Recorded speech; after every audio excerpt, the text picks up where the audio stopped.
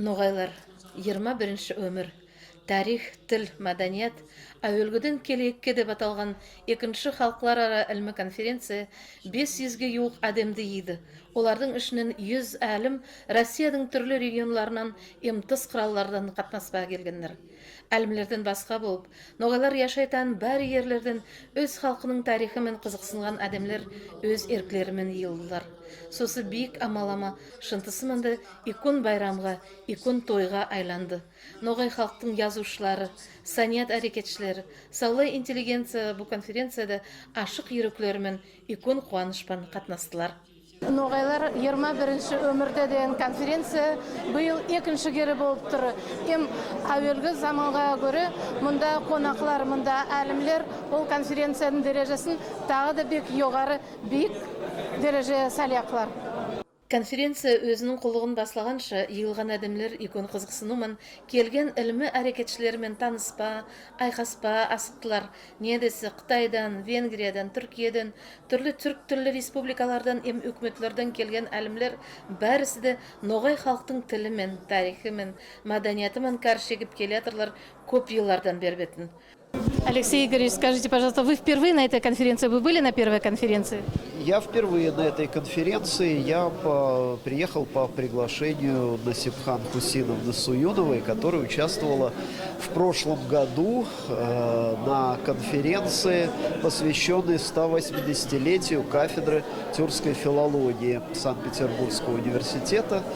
И вот впервые, да. Скажите, пожалуйста, чему посвящены ваши научные исследования? Мои научные исследования в целом посвящены суфийской литературе, в основном Средней и Центральной Азии, но вот по приглашению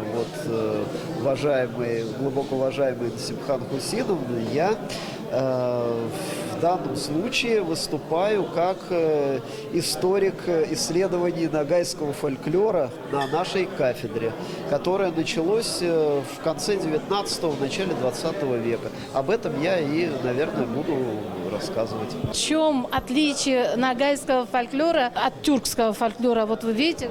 Могу сказать, что я, собственно, буду рассказывать о деятельности таких ученых, как Магомед Эфенди Османов и Павел Александрович Фалев. И вот по мнению последнего, как раз ногайский фольклор отличается тем, что именно ногайцами было сочинено и выработано в дальнейшем сказание о Едике, которое было заимствовано многими другими тюркскими, в основном кыпчакскими народами.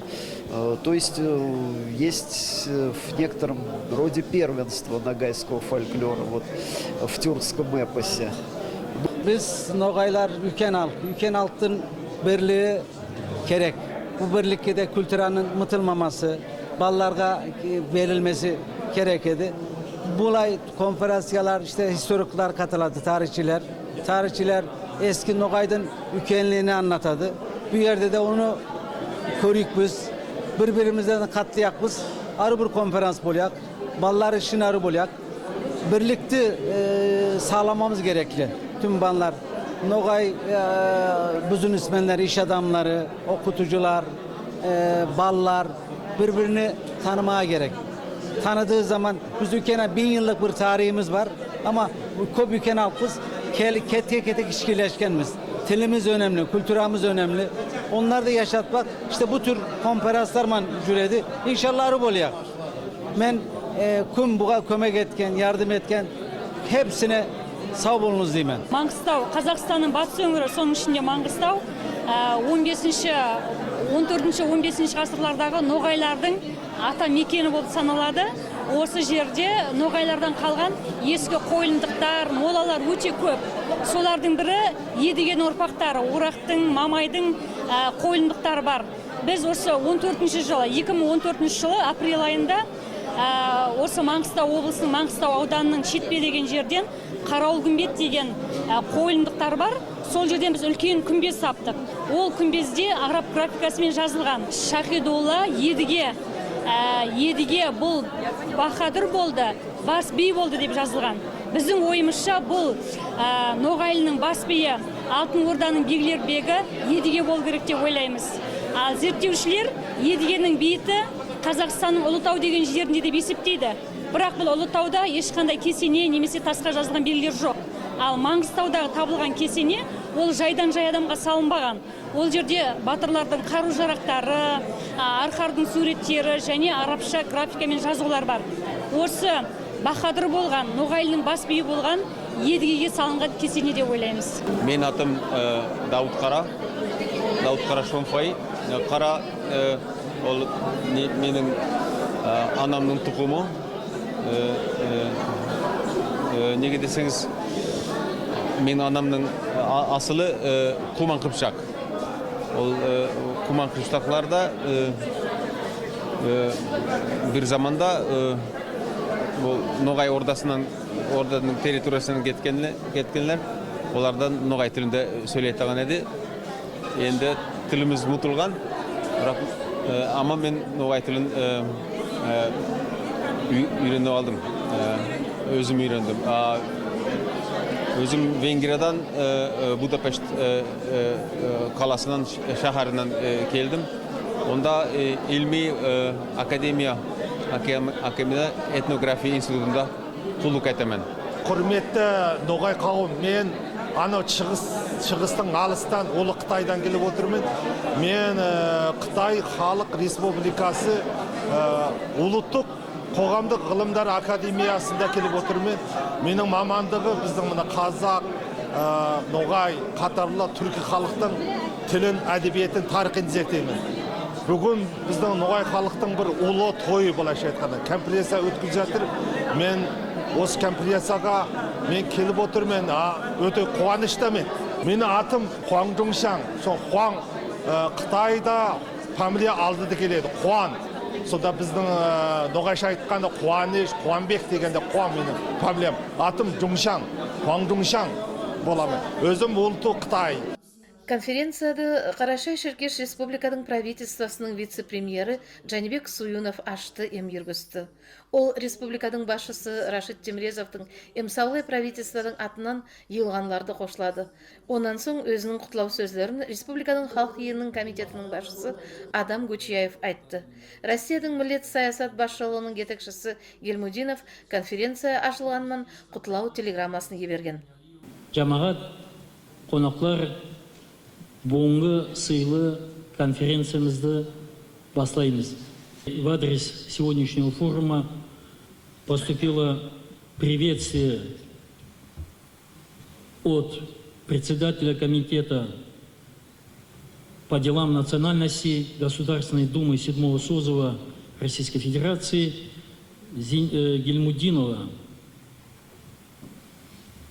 В адрес председателя Высшего совета ФНК нагайцев России Хазмағамеда Янбулатова. Әлімлердің ішінен ең бірінші болып сахнаға Ноғай ордадың тарихын yazған, бәрі Ноғай халыққа яқын болған тарих ілімлерінің докторы Вадим Трипавлов шықты.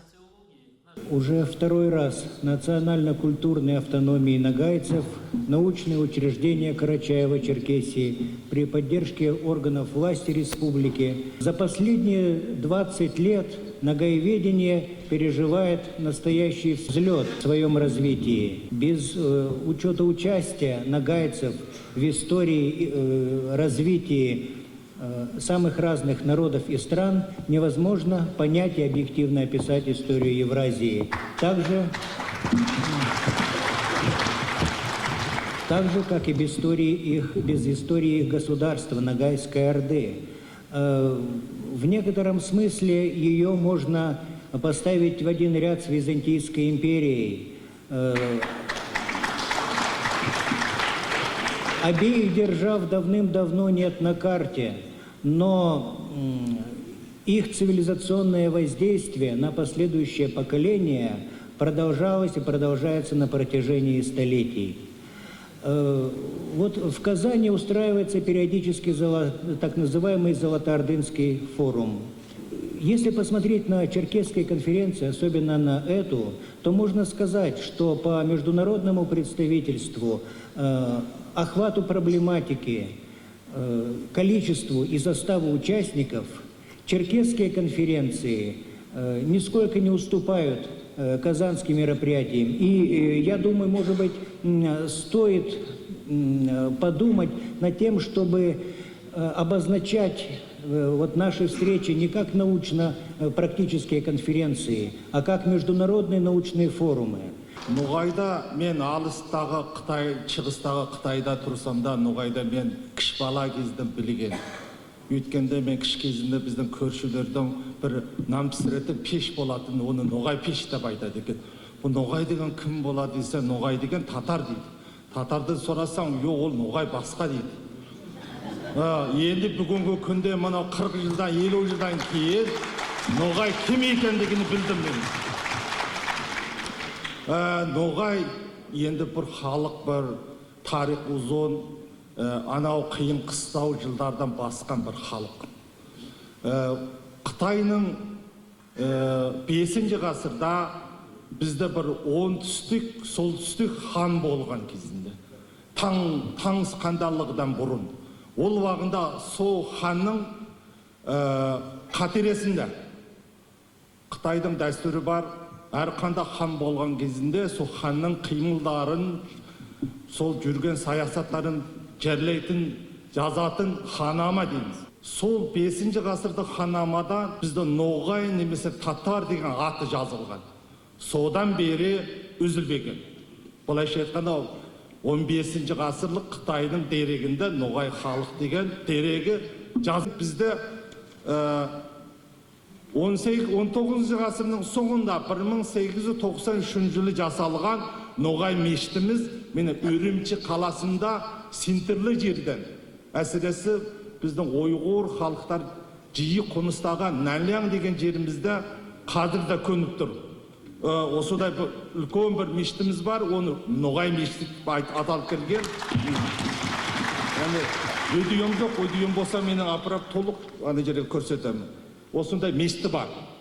Сонда ол көк мешіті айтамыз. Өйткені анда сыры ағаштан жасалған, сыры анау, сырты сыры көк сырымен сырлаған. Онеке мен туып өскен жерім Құлжа. Мұны Қазақстанның ары, Алматының алы 500 км жерінде, Елі өзінің бойларында. Мен кіш кезінде сол Ноғай пешпен пісірген нан жеумен бірге менің үйімнің жанында тағы бір Ноғай мектебі бар. Бұда 19-20 жылдың ғасырдың 20 жылдар салған. Бұлайша айтқан, бұда 80-90 жыл 100 жасқа келейін дейді. Осындай міне, менің бала кезінде маған қалдырған Ноғай халықтың осындай еңбекшіл, парасатты, осындай бір халық екендігі мен бала кезінде маған қалдырған. Селям от самой крайней западной группы мусульман, наших, ваших соплеменников, литовских татар, которые уже больше 620 лет проживают на территории теперь Великого княжества Литовского, теперешних Литвы, Польши и Белоруссии. Мы помним свои корни, мы любим свои корни. И собираясь на эту конференцию, я посмотрела, что даже и у нас есть немало материала, связанного с ногайской историей и культурой. Сразу две даже небольших деревни, Кена и Касина, были заселены по документам 1605 года ногайцами. Поэтому это все напоминает о нашей общей истории. Мы в свое время тоже что-то делаем, свои труды небольшие привезла вам в подарок и хотела бы их передать Институту гуманитарных исследований, чтобы и в документальных фильмах о литовских татарах, и о их национальном наследии, рукописях литовских татар, вы бы могли увидеть и ногайскую культуру. Друзья и коллеги, я хочу вспомнить первые строчки, которые написаны и представлены в сводном татарском варианте эпоса Эдвигей. Такие слова. В стародавние времена, там, где была Нугаев страна, а предком Нугаем был татар, там, где стольный сарай стоял, там, где вольный идиль бежал, там, где город Булгар блистал, там, где текла яика вода, там, где была Золотая Орда, там, где жили Кипчак и Булгар. В Башкортостане, по данным Раиля Гумеровича Кузеева, живет более, представителей сегодня, 40 племен. И вот в составе 7 племен есть компонент нагай. Например, нагай-юрматынцы, нагай-кипчаки, нагай-тамьянцы. Я думаю, это говорит о многом. Лично в моем районе, я из Абзелиловского района, в 6 деревнях живут башкиры, нагая, тамьянцы. Действительно, наша история, она очень близка. Она, безусловно, где-то трагична, но она богата. И мы, и вы, наследники этой великой культуры, великой государственности, должны гордиться. И, наверное, сегодня мы должны воспитывать уже наших детей на примере тех наших предков, которые создали вашу Ногайскую Орду, в которой были мы все.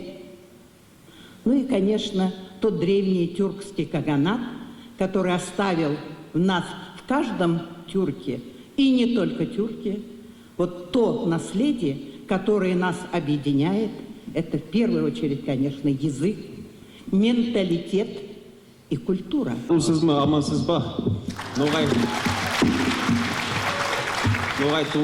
Туғанлар, қардашлар, біз алыс Венгриядан келіп отырмыз. Менің атам неміс болса да, анам Қыпшақ.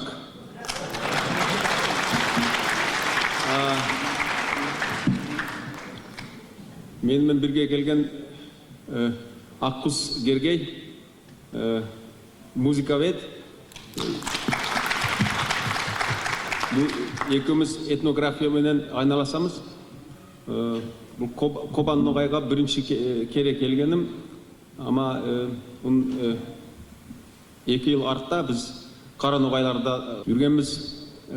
Мұнда Ноғайлардың фольклорын, бұрынғы ерларын жиып, сол бойынша ilmi işlерді izlеу жүргізіп таған едік. Таулай Ноғай халқа Венгрияда, Мажарстанда яшайтаған құман қыпшақлардан, полубәсілерден үлкен салам. Saygılı kardeşler, bizim halkımız 50 yıl evinde olmadı. Sürgünlükte 50 yılını geçirdik. Allah al kulum dese ola ki halk birden ayakta kalktı, toplu Kırım'a koçup geldi. Misafirlikке barmağa imkanımız yok idi. Evler kurduk, mektepler kurduk, üniversitet kurduk. Şükür Allah'a. Endi bizni tuğan halklarga yakınca olmağa imkanlarımız doğuldu. Карашай-Шеркеш өкмет университеті быйыл 2-ші халықлар ара ilmi конференцияның үйғын залшылардың бірісі болады. Оның ректоры Таусултан Узденов келек конференцияды Карачаевсті озғарма шақырды. Мне сегодня очень приятно присутствовать на этом мероприятии, не только потому, что я люблю, ценю, уважаю, дорожу культурой великого ногайского народа, но еще и потому, что наш университет, Карачаево-Черкесский государственный университет, сегодня выступает соучредителем этой конференции. И это совсем не случайно, потому что в течение десятилетий наш университет единственный в мире учебное заведение, где готовили и готовят учителей ногайского языка и литературы. Куда бы мы ни ездили, Румыния, Крым, Татарстан, Башкортостан, Казахстан, особенно западная часть, Сибирь, везде мы знаем, что есть ногайцы, история они внесли большой вклад, как многие наши тюркские народы. И отделить истории и казахов, и татар, и крымских татар, и башкир, и сибирских татар, и многих-многих народов. Без нагайцев нельзя. Это общая наша история, и нагайцы в этом сыграли большую роль. Конференция деп Москвада ilmi кітап баспасында едіге деп аталған кітап шыққан. Оның еушісі филология ілімлерінің докторы Насыпхан Суюнова. Кітапқа едіге дастанның бірнеше варианты, орыс тіліне көшірілуі, едігедің суретлері эпос хақында ilmi мақалалар кіргенер. Насыпхан Хусиновна сыйлы қонақларды сахнаға шақырып, оларға яңы шыққан кітапты сауғалады. Нашей конференции, судя по всему, уже являющейся постоянной, вторая по счету, сложилась добрая традиция представлять ее участникам с трибуны наши новые издания, которые увидели свет с момента с прошлой конференции 2014 года, вот сейчас в частности. Ко второй конференции мы подошли, имея на полках множество книг, которые мы, ученые-нагаеведы, расцениваем как вклад в нагаеведческую науку. Я назову лишь некоторые из них, которые увидели свет силами, ученых-нагаеведов наших. Сантаслар Ахмета Ярлыкапова, Владимира Кореняка, Москва. Аударма, издание, подготовленное ученым-историком из Гагаузии Игнатом Казмалы. Презентация проходила в республике. Фазиля Абдулжалилова «Жизнь и судьба» Шагидат Азаматовны Курмангуловой. Нугайдың байыр атлары, нагайские имена собственные, Марьяма Мирбиевны Булгаровой только вот увидела свет. Аямда болса аларман, аямда болса яларман, анамда болса аларман Фании Кусигеновой, тоже недавно увидевший свет, фольклорный сборник. Ой-ойдан Юрик, фольклорный сборник «Наследие» Баубека Асхадовича Карасова только увидела свет. И сегодня вы получили прекрасный, я считаю, сборник материалов нашей второй международной научно-практической конференции «Нагайцы 21 век». Однако, я думаю, что вы со мной согласитесь, несомненно, это большим подарком к нашей сегодняшней конференции стало издание, научное издание «Эдиге» нагайского эпоса, символа нашей духовности, фундаментальной, базовой ценности нашей нагайской культуры, научного издания, явления, объединяющего все тюркоязычные народы, в истории которых присутствует нагайский компонент. Наше издание только что увидело свет в Москве в издательстве «Наука», утверждено в печать ученым советом Карачаево-Черкесского института гуманитарных исследований. Книга представляет собой собрание 12 вариантов нагайских текстов эпоса «Эдиге», то есть эпоса, который записан в местах компактного проживания нагайцев.